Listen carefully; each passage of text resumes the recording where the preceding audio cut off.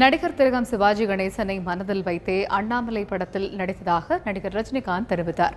நெருப்பிடா திரைப்படத்தின் இசை வெளியீட்டு விழாவில் பங்கேற்று பேசிய அவர் இவ்வாறு குறிப்பிட்டார். சிவாஜி சார் இருந்திருந்தா தாடி பார்த்து என்னடா எனக்கு போட்டியான்னு கேட்டிருப்பாங்க.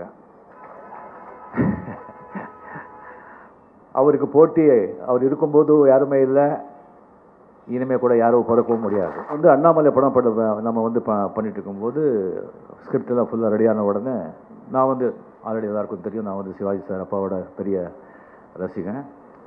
சுரேஷ் கிருஷ்ணா கூட சிவாஜி சாருடைய அப்பாவோட பெரிய ரசிகர். அவர் சொல்லியிருக்காங்க, இது செகண்ட் ஹாஃப் நீங்கள் சிவாஜி சார் மைண்டில் வச்சுட்டு நீங்கள் பண்ணணும் அப்படின்னு சொல்லிட்டு அவரே மைண்டில் வச்சுட்டு தான் அண்ணாமலை நம்ம பண்ணது.